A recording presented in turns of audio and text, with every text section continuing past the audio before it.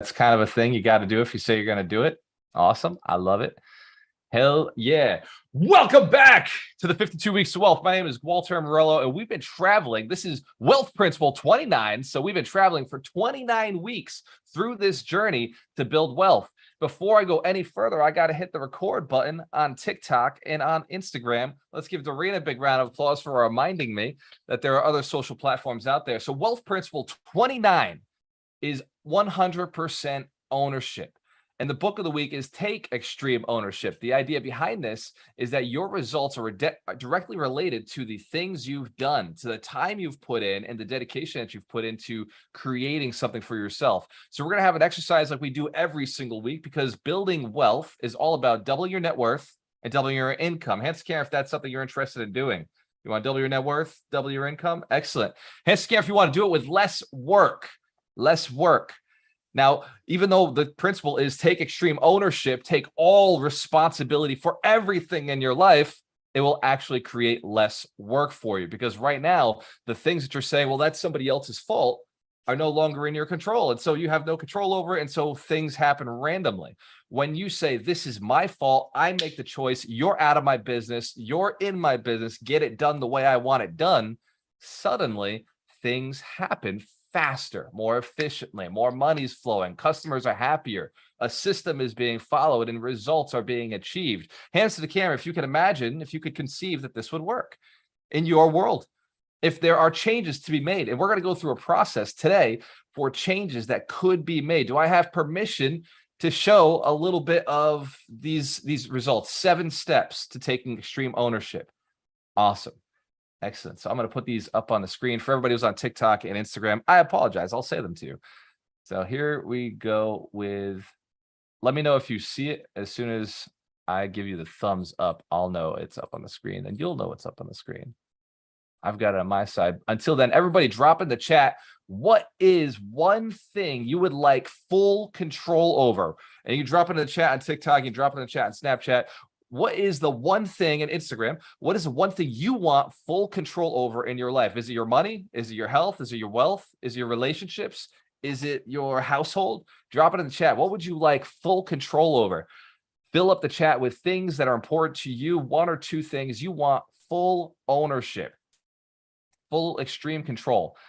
It may be your happiness. It may be your mood, your state, your energy. It could be the people that you spend time around. By the way, you can't control the people. All you can do is control yourself. But if put it down there, if you want to write, I see, nobody's said that yet. So time, control your time. Yes, another great one. So drop in the chat. What is something you want full control over? Something you would like to have full control over so that you never have to be at the mercy of somebody else again on this arena. And I see a lot of really good solutions here. I see a lot of things that people do want control over here, which is finances, living situation, my income and health again, time, use of time, food intake, health, wealth, passive income, financial freedom, health, time. Absolutely. So all of these relationships, there we go. Somebody wants control of relationships. I agree. Funding, money, people putting money into your account. Absolutely. If any of these are a concern, let's dive into this next session with a commitment to solving the most important one for you.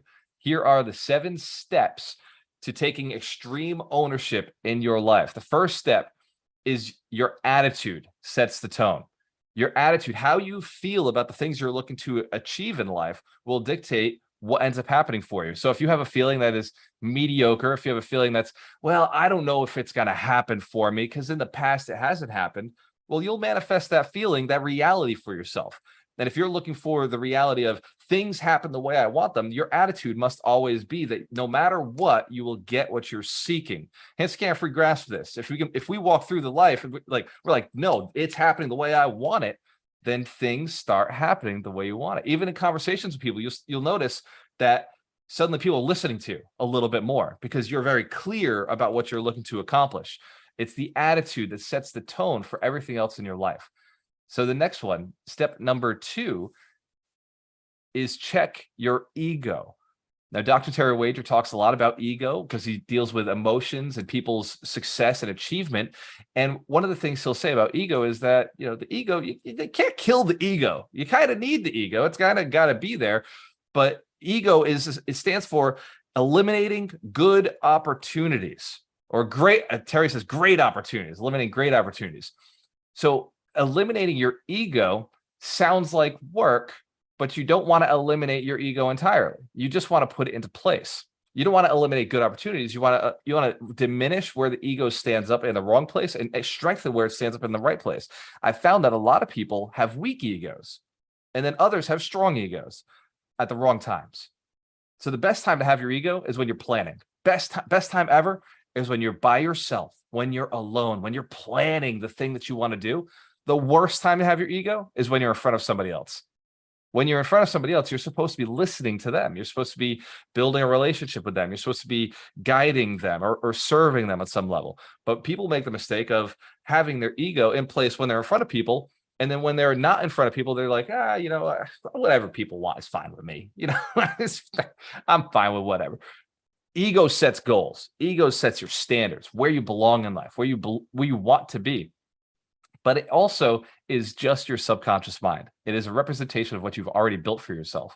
The ego is simply something that you've built over time, and now it's just running on autopilot. Like, you can reprogram it to do things a little differently. Hands to camera if you've ever changed something in your programming. You've ever decided, when I see this person, I will smile. Has anybody ever taken the commitment to smile to every person they see in a day? Ever taken that challenge on? It's a powerful challenge. It's now, for me, it's programmed into my ego. Every time I see somebody, I smile automatically because I just made a commitment to do that. That's something that's a powerful resource, but it may just be running it may be running a program that's not valuable to you. So check it. Don't eliminate it. Just check on it. Put it in its place. Make sure it's doing the things that you do. Hands to camera if you commit to be a little more aware of what we're subconsciously doing things. Our ego is doing. Awesome. Cover and move. This is a reference from the SEALs, from the book we're going to talk about in a little bit. Cover and move means you're taking action to support other people and then moving on to the next project. So you've heard me say it before: learn it, do it, teach it, learn it, do it, delegate it, learn it, do it, automate it. Make sure you have an understanding of what you're doing, and then get somebody else or a system in place. Like, we use Alchemist Connect for a lot of systems to replace ourselves. And we use our virtual assistants, we use our team members, we use our partners as systems in place so that we can cover them and move on to the next project. Get them to cover you, move on to the next. Hands to camera for grasping. It does take implementing other things, other people to replace yourself. But do not just run out there without coverage. Too many people come to me saying, I want to quit my job. I'm ready to quit. Well, whoa, where's the other stream of income?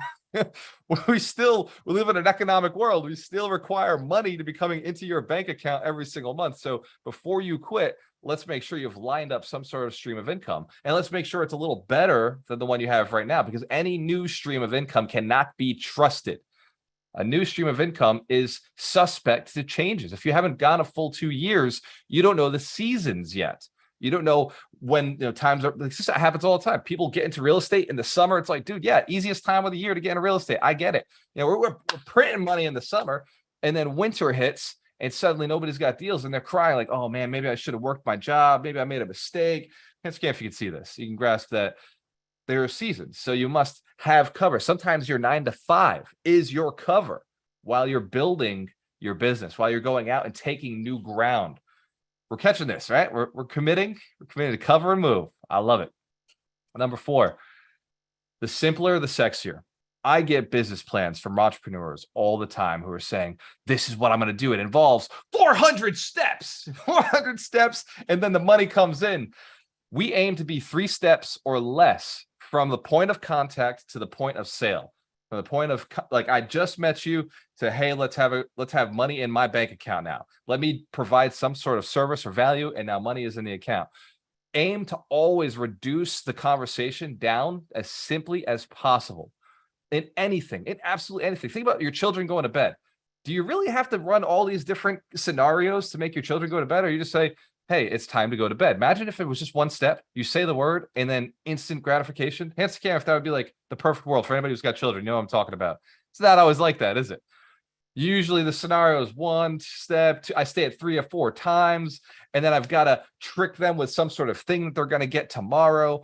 What if you just said, hey, if you go to bed now, I'm going to give you something tomorrow, and it's going to be fantastic.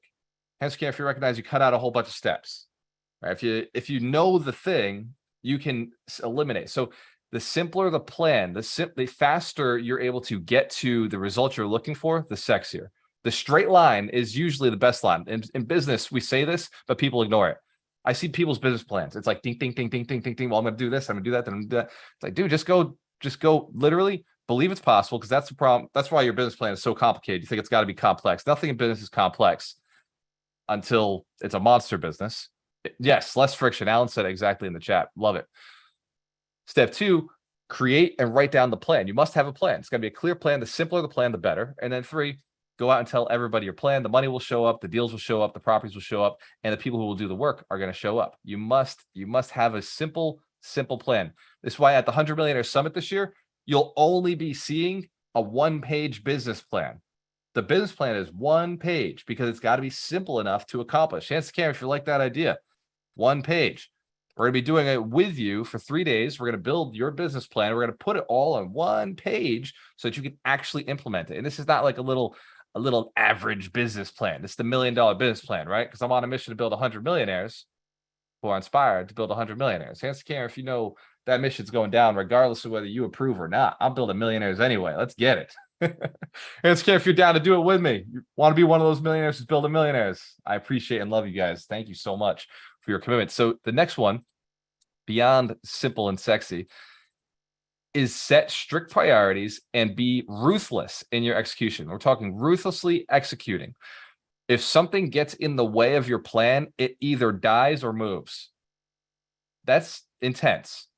That's an intensity that you must approach everything that you're doing. It either dies or it moves for you, because you're not going around. You may have to go around. You may have to create a scenario, but until it's you get right there and you can't kill it, that's when you decide to go around. Hand cameras, if that makes sense. It's absolute insanity. Things will move out of the way.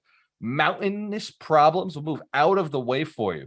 Just like Moses, when he was crossing the Red Sea, he said, you know what?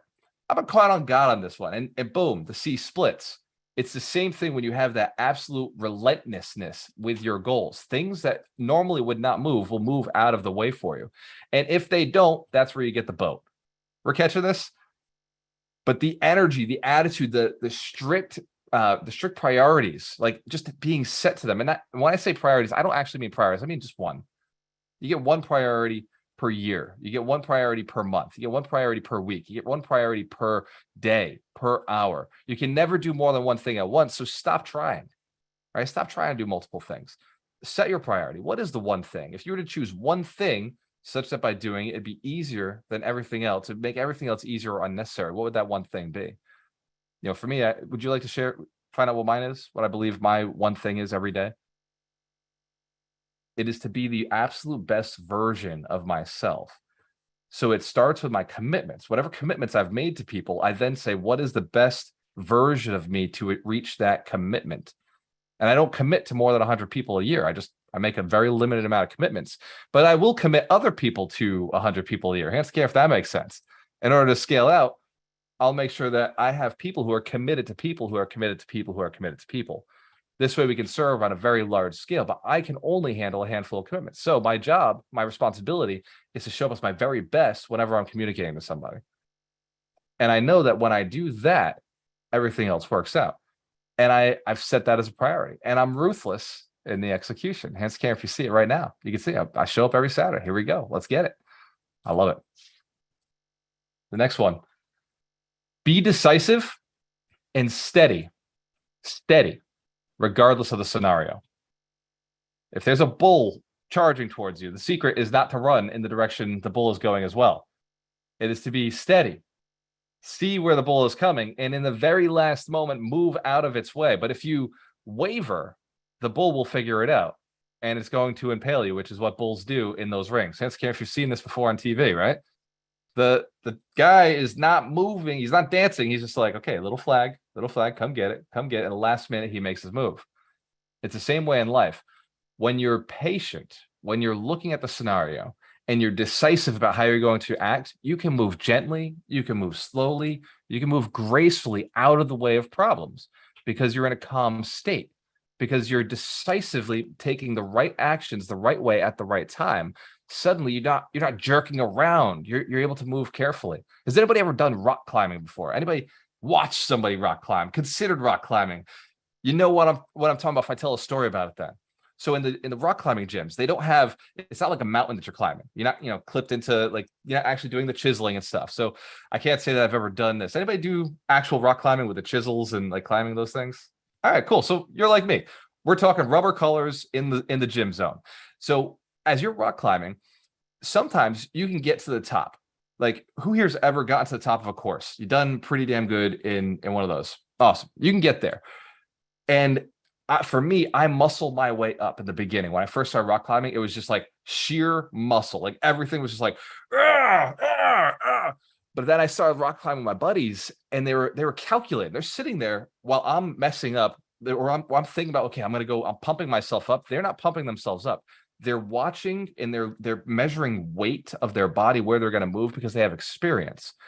And so when they get on the wall, it's just hand goes here, hand goes there. And you see them swing. You see, like, they move, use momentum. They're using their legs. Everything moves all together in one decisive action, because they know how to move their bodies. They know how to get there. And at the end, they're not panting. They're not heavy breathing, because they just did something that it was effortless. They went up the same path that I went up. But at the end, I'm sweating, like dripping, right? Every inch of my body is like, every muscle is being used to try to get to that next spot. We're the same weight, we're the same height, we're the same muscular build, but like intelligence-wise, they know how to move their body better. Hence the camera, if you know that there are scenarios like that in life that you've gotten really good at. So maybe it's conversations, maybe it's business strategies, maybe it's how you serve your customer, maybe it's your service you provide, maybe it's how you close a deal, maybe it's what you do in renovations. Hence camera, if you think you're better at what you do than other people. Very good. Give yourselves a round of applause. That's confidence. You need that to be successful. You need that to take more action, be decisive. So when you're in a situation that is a little bit scary, make sure that you're decisive about how you're going to, the result you're going to come out with, and following your plan. I said this yesterday to Andrew McNamara. We were talking about, plans. Should you stick to plans? And the answer is yes. If the plan is really well achieved and thought out, stick to the plan. If something comes up along the way, yes, you may make minor adjustments, but for the most part, the plan should be stuck to, so that you can always review later on in your planning of things. Hey, we did this, and now we know the results of doing this. But you also have to be willing to adjust a little bit. Discipline equals freedom. This is my favorite one. Discipline equals freedom. What that means is you no longer have to think when you've made true decisions. Has anybody ever made a decision and then the next day changed the decision? Did that ever happen? You're like, I'm gonna lose weight. I'm going to the gym. And then in the morning comes, you're like, you know what? That was a good decision for yesterday, but today that's not going to stick around. I'm not doing it. I'm not going. And then you stay at home and you do something else, and you convince yourself, see, that was a good idea. That was a good play not to go to the gym. Anybody ever convince themselves of something that they did that, like, they really know wasn't probably the best?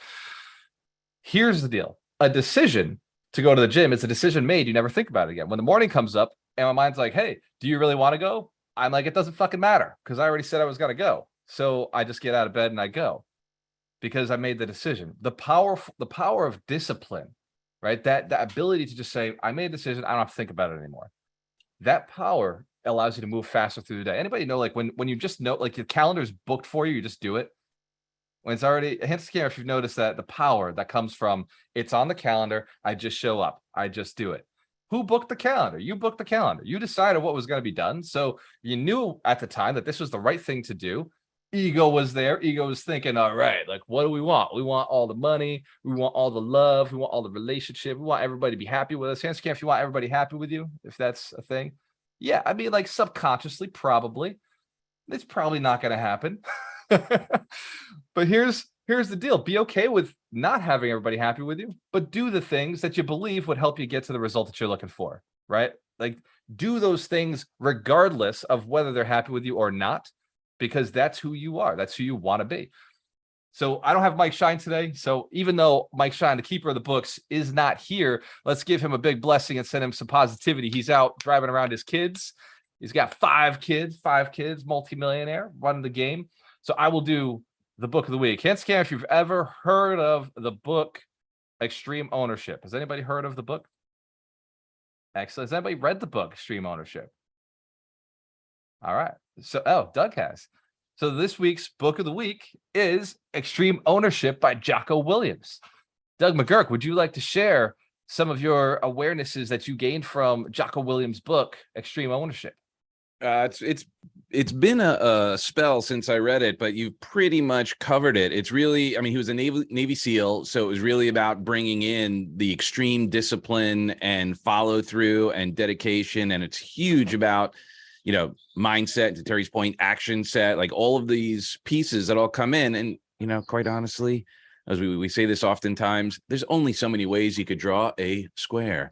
So one of the great things about all of these books is, while they all have different focuses, they all bring us back to the same thing, which is take personal responsibility. The only thing we can control is ourselves, how we respond, and taking massive action to get to our goals. And Jocko's brilliant. If you should also listen to his podcasts and everything. He's an intense dude.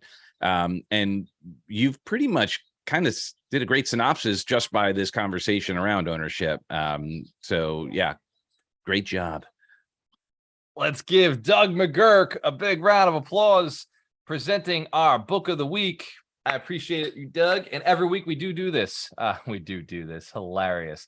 We read 52 books a year because we read one book per week. The average person only reads one book per year, which means, and they never even finish the first chapter. So that means we have a 52-1 advantage over every other person when it comes to knowledge.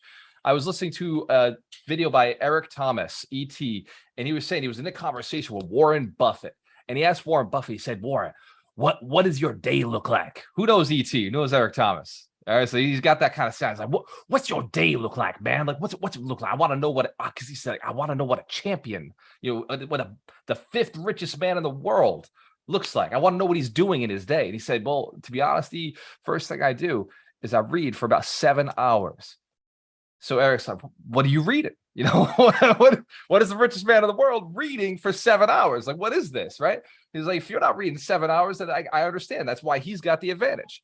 So like, I wasn't reading, right? So that's his point. Like, I wasn't reading 7 hours. So then Warren says, sometimes I'll go back and I'll read Forbes 1997, because like Ford was doing good in that year, and ET's like, why are you reading Ford's reports from 1997? And he said, well, because it was a year that they did great, and if I can go back, I can, like, greatness doesn't have a year on it, is what Warren said. Greatness doesn't have a time on it. So if they did great then, I can look at what actions they were doing then and then apply them to today. So he'll study the past. And these books, these 52 books, were written, some of them 100 years ago, and they still work. Like books like Napoleon Hill's Think and Grow Rich. Chance to care if you've read that book. You're talking about 100 years ago. Science of Getting Rich, Wallace D. Wattles. It's a game changer, the game of life. Some of these books are 50, 60, 100 years old, and they're still working. It's one of the books, we don't actually have it on the 52 Weeks to Wealth, but you got the Bible out there, right? That's full of money-making principles.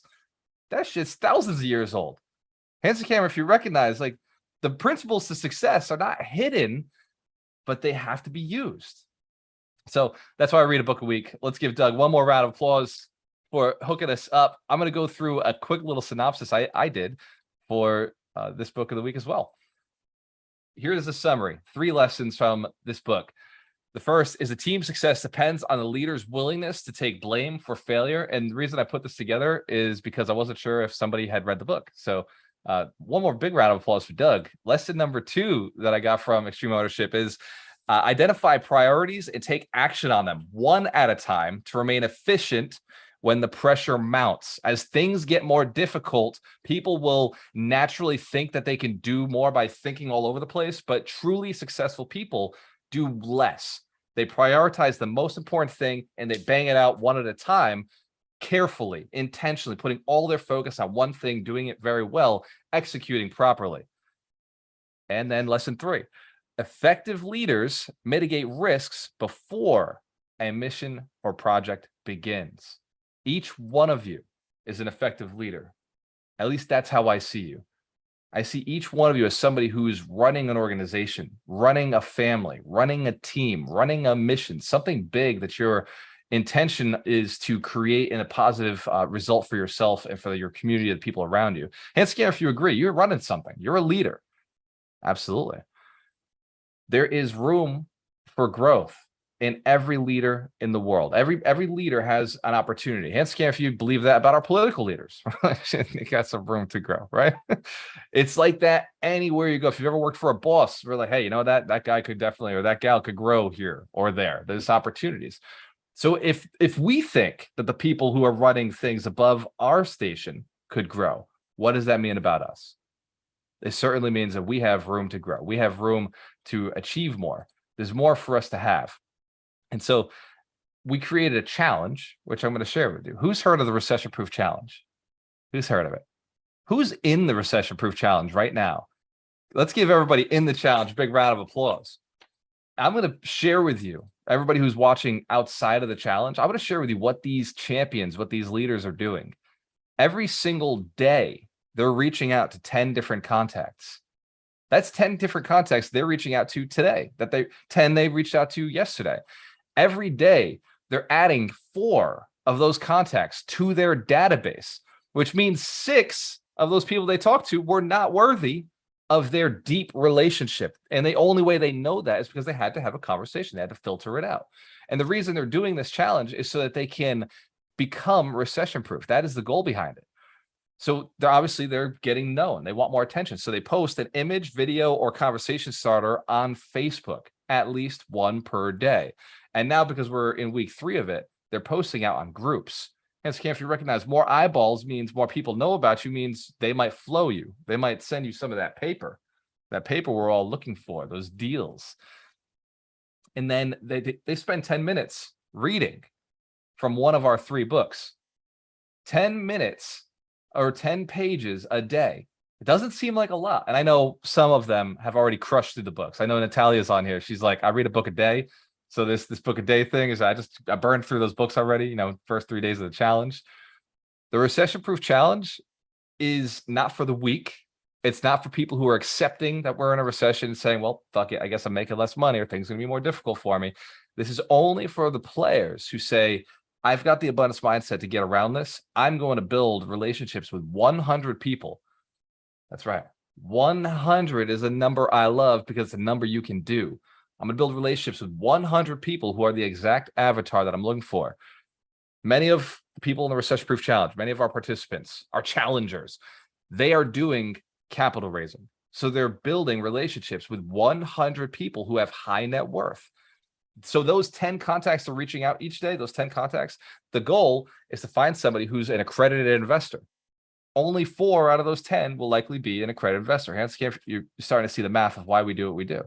Absolutely. Some may be on their way, some may be close, but at least 2 for sure will be an accredited investor. Reach out to 10 people, that's 20% of the people you're reaching out to. They're targeting their people. They're not just reaching out to random people. They're not going to Walmart and be like, hey, you know, you 10 people, how are you? This is not Walmart door greeter stuff. This is literally they're targeting the group they're going to hang out with. Then when they get to the group, they're targeting and saying, who's got my money? We're getting this. It's making sense. So it's a very intentional challenge. And if you haven't already joined the challenge, if you're not already in it, we're starting again fresh September 1st. For everybody who's in the challenge, my strong suggestion, if you haven't executed on every step of all 30 missions, join it again, because your execution the second time will be better. The first time, you're still kind of learning, you're wrapping your head around it. Who's noticed in the challenge that a week later, you're thinking about the first ones, the first missions? Yes. What about on week 3? Who's noticed on week 3, you're thinking about the missions on week 2 and 1? And you're thinking about, oh, I could have done that a little differently. I could have done it a little better. Now that I'm here, I have an idea of what I could have done there. Yes, if that's been true for pretty much everybody in the challenge. Absolutely. It's interesting. And I really would have loved to be able to say, hey, this is exactly what it looks like, you know, but I know that it wouldn't have worked. You have to go through, take the accountability to say, I'm going to do something half-assed, get it just done. And then the next time you come through it, now you've had time, your mind, your reticular activator has thought about solutions to making it better, ways to improve. Once it exists in your world, because once you've taken action on something, once you've done something in the physical world, your mind starts thinking about how you could have done better. Does that make sense? We've seen that before, haven't we? We've seen it everywhere in our life. Until we've done something, even halfway, until we've done something, we don't know what we would have done differently. When it's just ideas and theories, I could post the 30 missions. I could easily post the 30 missions and say, hey, this is what the challenge looks like. And people would look at it and say, and not do it. But when we go one mission at a time, and we go one challenge at a time, suddenly things get done. Who's noticed they've been more productive in the last 20 days, because it's been 20 days been on this mission, than you did in the previous life? Because you're a new person now, right? Give yourselves a round of applause. Everybody in the Recession Proof Challenge, I absolutely love it. I love seeing the success. I love seeing the questions. So I believe, Dorina, am I right? Do we have a guest who's coming in right now? Awesome. So Dorina, can you please introduce the amazing Liz Faircloth? By the way, who's going to the 100 Millionaire Summit? Who's already got their tickets? Who already knows? Hell yeah. Give yourselves a round of applause.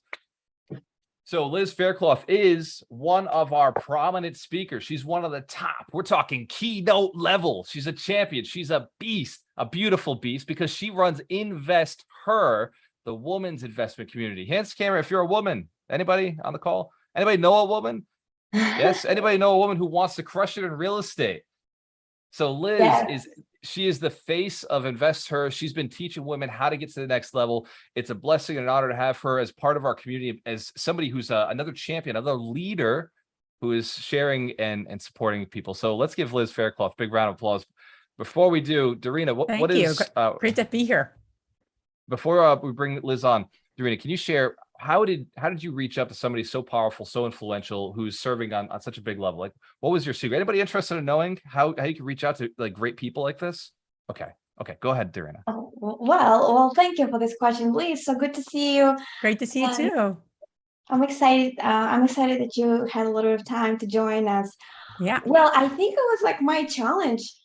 It was connection through another connection through another connection through another connection. It's just I was relentless in my goal to get in touch with Elizabeth, and it actually started with Mitch Jursky, because he knew someone who runs Invest Her group down near Miami area, and then he introduced me to that person, and then that person introduced me to Liz, and then it took me a couple of times, persistence, to reach out. And Elise is just such a giving person. She got back to me. We started a conversation. We brought her on Alchemist Nation podcast, and then I was going to Invest Her conference, like that Liz put together amazingly with her partners once a year. So it was like just a synergy right there. And now Liz is here to support us, to support women in real estate, and I think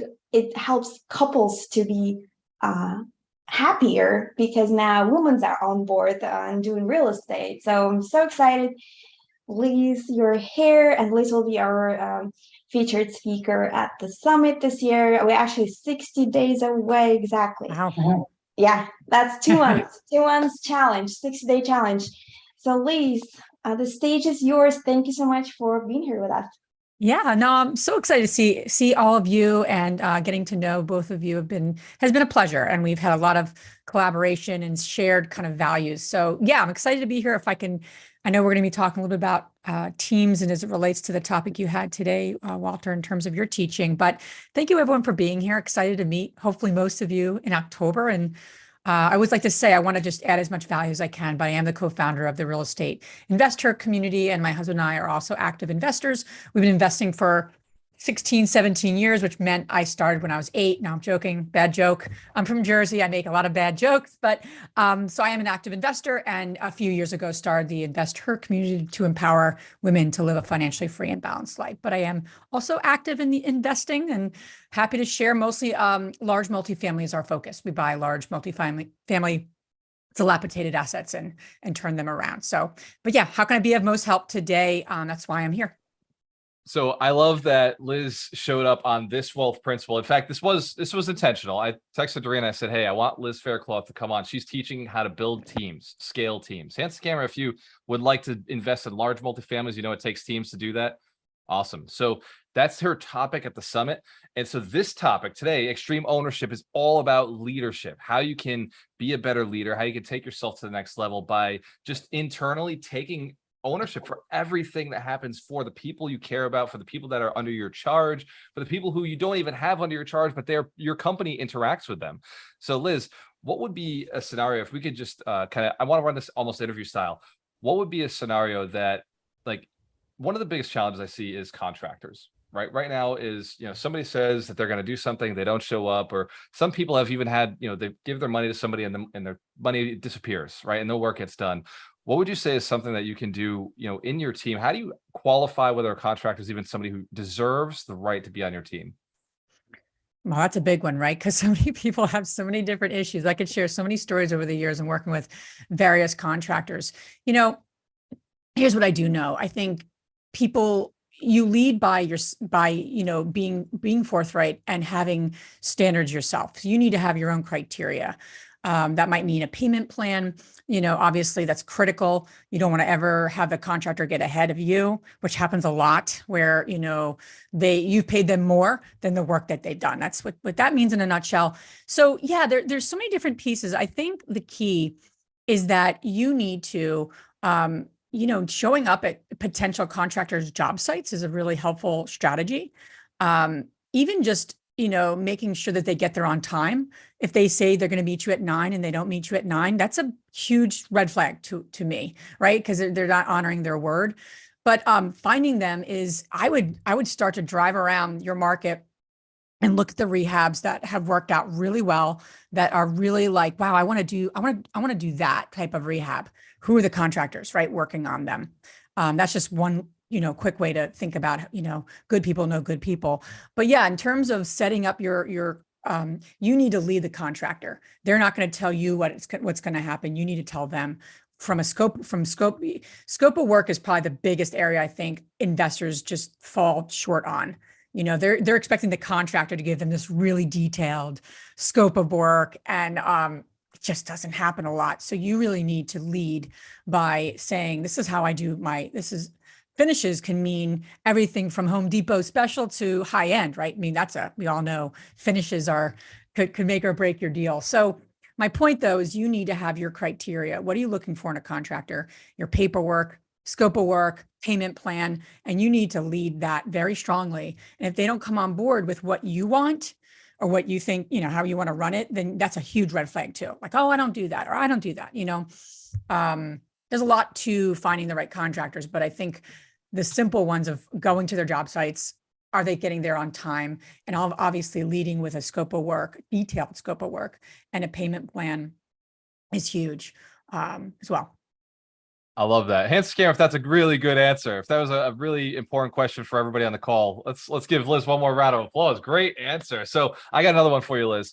And this is, I think, on everybody's mind who's ever invested. In fact, I remember last year I mentioned this at the summit because people will come to me and say, like, the number one reason they can't invest, this is typically men in the Real Estate Investor Association, so a different world in this room, but in the RIAs, the NREA, when we're speaking, they'll say, well, my wife doesn't agree with me, like she doesn't want to invest, and that's why I can't invest. So you and your husband have figured something out. You both partner in real estate. You're both working together on deals. Like, he supports you. And by the way, hands scam if you're a woman who is investing and your husband doesn't get on board. Anybody? Women in here there's a lot of women investing like that alone in our community. Yeah. So Liz, how is it that you and your husband figured this out? How'd you guys get on the same page? Yeah. I mean, I think, investing with your spouse, partnering with your spouse is probably my favorite topic, so when I come back next year, I'll speak on that because it's a big one. So a couple things, I think, and it's sometimes, one partner is on board and supportive, one part or both partners actually work together, and actually invest together, which is a whole nother level. But at the minimum, your partner should support, right? Just like any endeavor that we're doing. And if they're not, what does that look like? So I think just taking a big step back, and getting clear on where you both want to be. Like in 5 years. When I first met my husband, the one thing we had in common, we were in our 20s, we didn't have any connections. We didn't have much money. We started with very little. My father loaned us our first down payment. So, we came together and just had shared values. And I think those are the conversations that are critical, whether you're new in marriage or new in partnership, or you've been, been together for 15 years, but like, what are those shared values? And so we both really valued freedom, and we both really valued doing a lot of good work, and not a lot of good work. We really wanted to make a difference in the world. I was a social worker by background, and my husband was as an engineer by background when we came together. So, but when we came together and said, what do we want to do in real estate? We wrote down kind of like our vision together and our shared values. So those have always been rock solid. In 16 years, it has been ups and downs. I mean, there's been moments that like I needed to go back to get a job because we just were not doing, we were not creating the wealth we wanted, right? So it's been ups and downs. It has not been this like straight shoot, path. But in all of that, we went back to what was important to us and our values. And that helped us navigate those really tough times, like where my husband said, if we don't change something, we're going to get a divorce. Like, those kinds of times. So we've navigated that through having shared values and also constant working on ourselves, both of ourselves, and then working on our relationship. And that's like three constituents. If you think, are you working on yourself? Is your partner working on themselves separate? And then are you working on the relationship? And that takes a lot of work. That's why a lot of partnerships and marriages, it's just tough. We all know that. So we've been married 17 years, been investing 17 years. And I can just say, having shared values, having a shared vision that you're both really excited about, and knowing each other's like money personalities is huge. Who's the cheap one? Who's the spender? Who's got attachment issues with money? I mean, there's so much money comes up in real estate because it takes money to invest. So we've done a lot of workshops, continually work on ourselves. And we have a lot of faith too, to be honest. We prayed a lot together in those really dark times and good times, of course, but to be perfectly frank. So we have a shared faith, but I think the shared values and the constant communication, because losing some money here is a step towards a bigger vision. If you don't have the bigger vision and the shared values, the one stumble or the one bad investment or the one partner that doesn't work is going to stop you and is going to kind of create a wedge between you two. I know that because that happened, and it was always like, okay, what can we go back to? Let's lean into our values and what we really commit to. And we've never strayed from that. And I think that's honestly what has saved us and helped us grow and continue to help us grow. Wow. Hands to the camera if that's just powerful advice. Some of the most powerful advice that I've ever heard. And I'm on the podcast often with married men and women who are, syndicators, they're doing thousands of units, and they always reference their spouse. It is always a source of their strength, a source of their dedication, a source of their commitment to themselves. And in fact, Liz, as you were speaking, I was writing down that I may find some room at the summit to maybe do a little one-on-one with you on stage and just kind of ask a little bit about relationships, because I think just seeing the room, how intent they were and how much they were nodding. Hands camera if that'd be valuable. If you guys, everyone on here thinks that'd be really cool.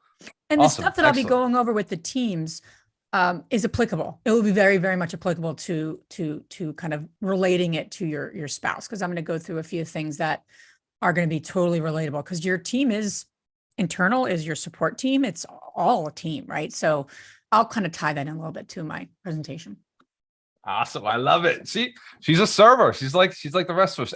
Add value, add value, add value. Even the way she started the call. Hands if you notice the way she started the call. Hey, how can I add value to you guys? What a powerful sentence. What a powerful request. So before we jump off, I've got one more question for you, Liz, if you don't mind. And that is, when deciding, like, how do you decide who you want on your team? Like, how do you decide what components are going to be needed? And then what kind of person are you looking for? I think you might have preluded to it a little bit with, goals, like how you set it up, but what is your process that you go through? And you don't have to go through into the details, because I know at the summit, you're going to be bringing a lot of this to the table, but if you were to just quickly just say, hey, this is who I want on my team, and this is why. Well, and that's a big one, because there's so many people we want on our team, and we have to prioritize, right? Depending on what your focus is. I think so often people just don't know themselves, honestly. And so before you can answer the question, who do I need on my team? And then you start to look at a directory. Do I need a VA? Do I need a a project manager if you don't really like manage. I mean, rehab is all project management if you really think about it. And maybe you're not a project manager. So before you start asking, it's almost like a directory. Before you start looking at the directory of the who, right? Who Not How is a phenomenal book by Dan Sullivan. I mean, anything by Dan Sullivan is great, strategic coach. And so I think people are like, yeah, I know I need team members, and that's like obvious, right? But I think that's like the third question. It's not the first question, because if you don't know where you're headed and you don't know yourself, because I'm going to go into that a lot, you don't know the gaps. You're trying to manage gaps. Bottom line, you're building a team. You need to know where you're headed, what you're trying to achieve, who's going to help you get there, but more importantly, who you are, because you're trying to build a team around your strengths. And if you don't know that, like to the T, like boom, if I said to each of you, tell me your core genius right now, I'm going to talk about that concept, and you couldn't answer within seconds, then you don't own it and you don't know it. And that, to me, is what is the problem with building teams. It's not, you can't find people, or who should I build, or who should I bring on my team. I don't want to go off on a tangent because I'm just going to give my presentation, but the bottom line is like, know thyself. It's a lot of work, honestly. And I worked with a personality assessment for a decade. I continually take different, and I'll give you kind of a recipe of some key things that you can do. But if you don't have those goals, what do you want to achieve? And knowing thyself, then you can start to determine the gaps. And quite honestly, it's going to be prioritized. You're not going to have like 16 people. What's that one person that can move the needle the most significant way to your goals? Basis yourself, though. That's really important, because if you're not a detail person, you should bring someone on that's detailed. Or if you're not a people person and you now need to go call brokers and differentiate yourself from every other person who wants to buy a multifamily, then you got to think about that, right? And bringing someone on who has that charisma or relationship driven. You don't have to be it all, but you have to build a team that is all of it. And it starts with you. And so that's what I'm going to be. And that's the hard work, honestly. People want like the recipe of building a team. It's hard work to look at yourself and say, this is where I fall short. This is what I do great. And it's really humbling. And if you don't, any great leader has to own it, know it, and then manage the gap and figure out the kind of like strategic, like who's going to make a difference right now in my business. One person. And then you go to the next. It's not like you're going to build a Fortune 500 company overnight, right? So that's my thoughts without getting into too much detail, but we're going to really kind of peel back the onion, honestly. And it's a little uncomfortable because sometimes we don't like looking at what we're not good at, and but you have to. And then you can manage it, and then you can lead. So let's give Elizabeth Faircloth a big round of applause. That is such a powerful principle, a powerful way to look at team building. Hence again, if you know, this is what you need right now. This is what you're looking for in your life. Hell yeah. The 100 Millionaire Summit, I'm telling you, I can only plan so much. It's the other speakers that really put on that extra sauce, that put in those details, that I said, this is what I want. I know this is what the community is looking for, but what Liz is doing with her talk, and what Rod's doing with his talk, and what Vinny's doing with his talk, and all the other great speakers are doing, is they're going deeper into details in their expertise, in their special zone that they've figured out better than anybody else. Yeah. And why I love this topic too is it blends all my from my background. So while my husband and I were building our real estate business, one of us needed to pay the mortgage and pay bills, because that's important in life.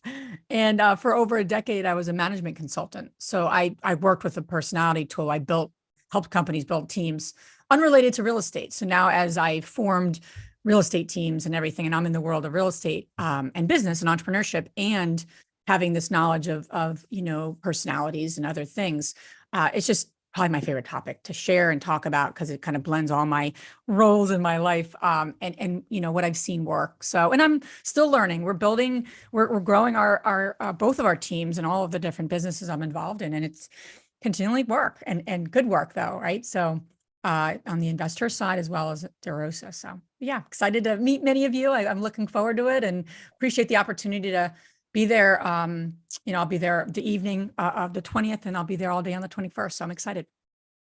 Hell yeah. Who here wants a selfie with Elizabeth Faircloth? You guys are sweet.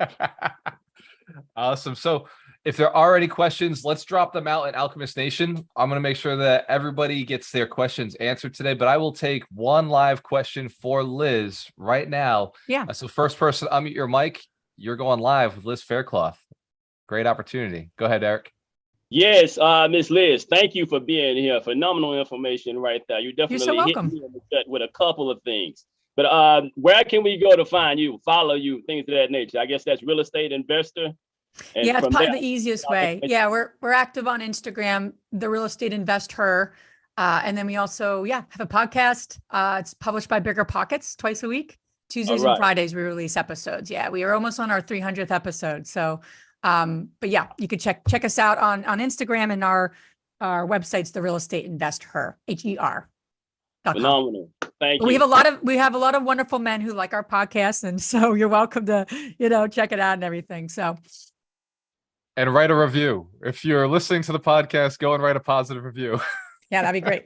Yeah, we love that from everybody. Sure, Awesome. sure. Let's But give anything Eric a about big round of teams? applause. Great question. Anything about teams? I'm happy to answer a question, Walter, if you got a question about teams or something someone's struggling with regards to that topic.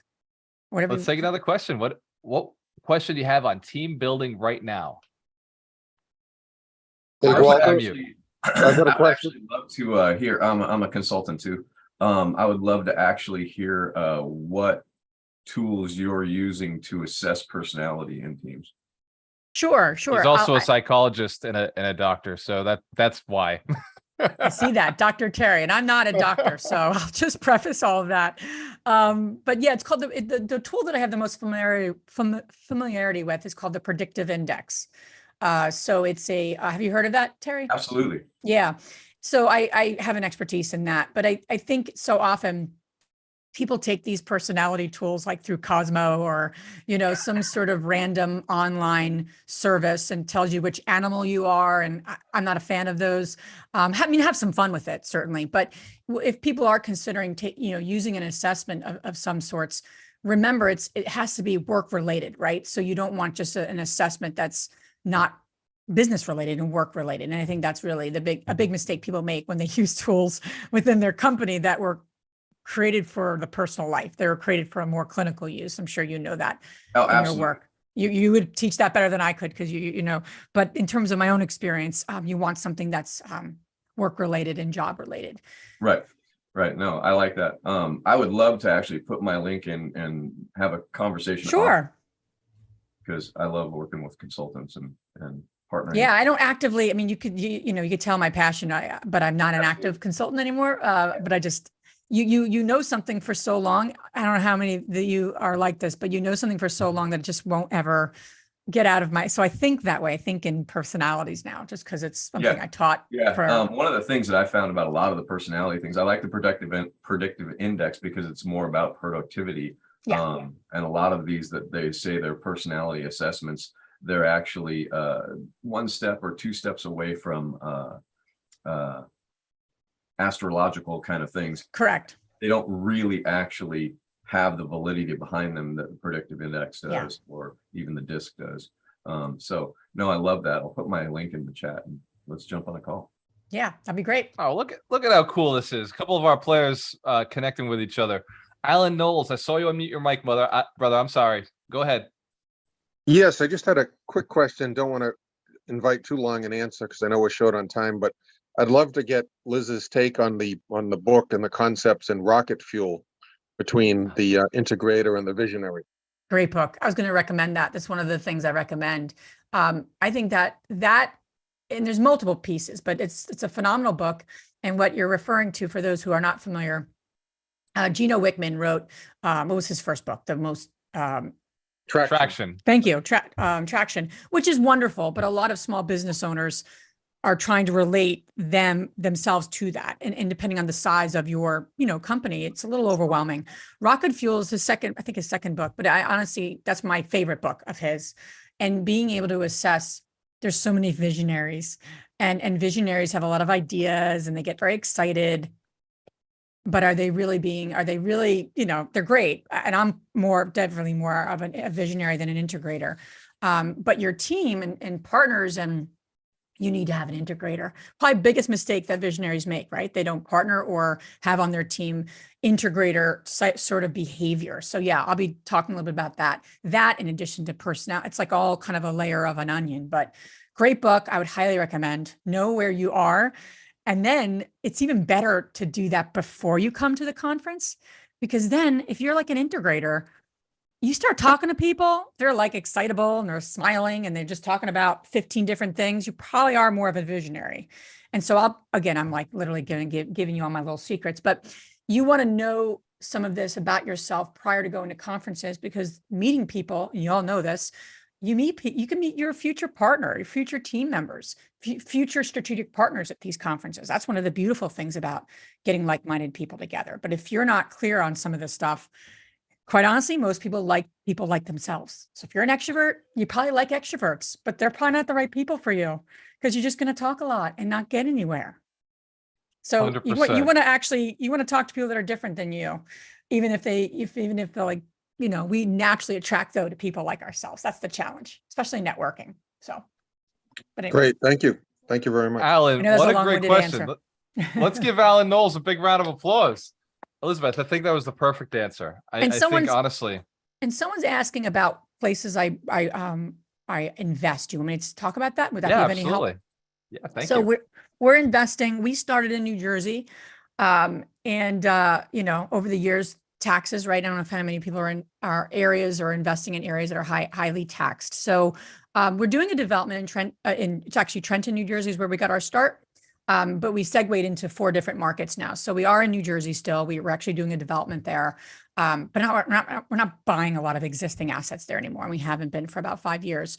But we are active in Pennsylvania, which is we're in a town called Lancaster, Pennsylvania, outside of Philadelphia. And then we're in Lexington, Kentucky. We have our largest amount of units. We have about 1,000 units in Lexington. And then we're also in Winston-Salem, North Carolina. And we're actively looking in some other South Carolina. We're actually looking at expanding our markets right now because our markets are a little saturated, a little overpriced, like many of you probably are experiencing. And us actually as multifamily investors, we're actually really leaning into new construction multifamily because some of the projects actually make more sense than right now than buying some of these overpriced existing properties. So anyway, that's just a snapshot of where we are and what we're doing. So let's give Elizabeth Faircloth a big round of applause. These were some great questions and some amazing answers. This community is together for one purpose. It's to build 100 millionaires who are inspired to build 100 millionaires. It's not about making the money. It's about what this journey will turn you into, a leader, somebody who cares enough about other people to show them the way. Like many of you, probably when I was started, I was sitting on the bucket thinking, man, like if somebody could just show me the way, I will do whatever they say. I'll do whatever it takes. And I promise I will teach as many people as I possibly can.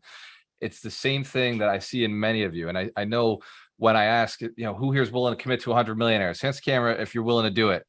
Everybody's hands goes up. I appreciate and I love each and every one of your dedication to yourself, your dedication to your family, your business, your partners, and to this community and to your greater community, the people who you invest with, the people whose houses you provide. You're doing a great service. Even those motivated sellers who sometimes people say, oh, stop calling me. It's all about the one who says, oh my God, you're an angel. Thank you for showing up. Thank you for calling me. You were what I was praying for. So I see a couple of people who have questions. Just drop them into Alchemist Nation. Liz is actually a member on there, and she created a course. There is now a course, a Liz Faircloth course. Serena, can you tell us a little bit about the course? I know you and your team helped put that together. Yes, so the course is available on Alchemist Nation. I will be very happy to drop the link if I may. It's about building the teams. And actually, Walter, I wanted to bring something up because I see an image of a wonderful book Elizabeth is a part of, The Only Woman in the Room.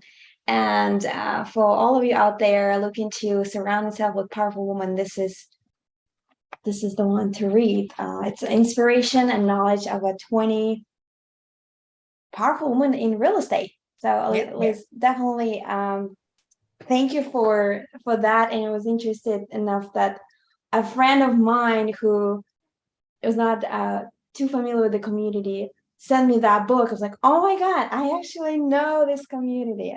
That was fantastic. Thank you. Yeah, we published that about 1.5 years ago.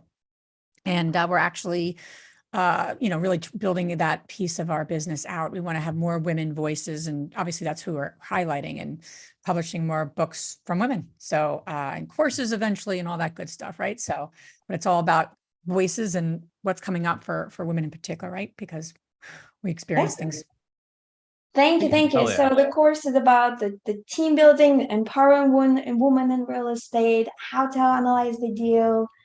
There's a couple of bonuses. You got to check it out. I'm going to, again, send you an invite.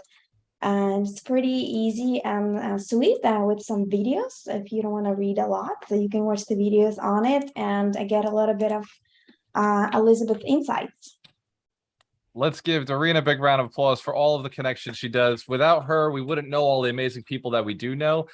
And let's give my business partner, my integrator, a big round of applause. Ron Bowling. He's silent, but he's deadly. Without him, I wouldn't be where I am today, and you wouldn't know me. So there's a big team behind all of us. My true deepest thanks to everybody who is on this call right now for, again, your dedication to yourself, your dedication to other people, to all the millionaires who are on the call, who are already paying it forward. Liz Faircloth, to Mike Shine, Ron Bowling, Dorina, Terry Wager, Mitch Dorsky, Doug McGurk. In fact, Doug, before we sign off, can you share a piece of insights from your time with Tony Robbins about extreme ownership? And for everybody who doesn't know, Doug spent 3 years touring with Tony. So just one little tip, and then we're logging off. Go ahead, Doug.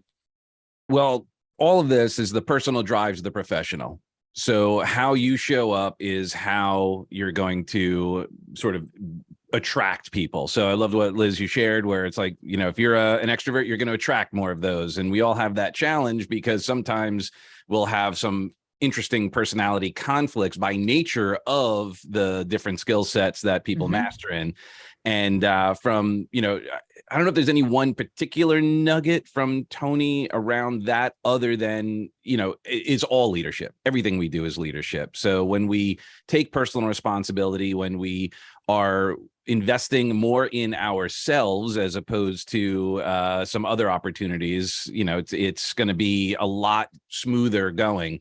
And the one thing I'll just add, and this came from Jim Rohn actually, is the goal is not to become a millionaire.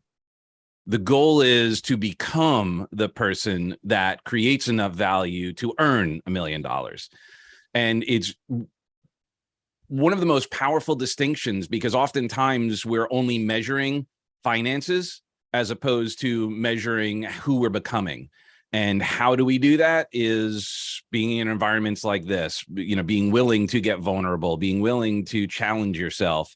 I just recently, with my coach 2 days ago, just had a very challenging conversation. He got to point out some stuff that is, it's like, and he gave me some cool challenges around it. But if we're not willing to get vulnerable, if we're not willing to stretch and challenge ourselves, whether it's investing in that next big property or getting super vulnerable while we're doing that, while we're investing in our teams and being willing to say, hey, I don't have that. Oftentimes as entrepreneurs, we think we could do it all, and we forget how important that team is. And the vulnerability is actually being willing to let go and allow someone else to shine. And that's something that I think not only did Tony share, but anyone who's successful in the personal development, professional development combo will share.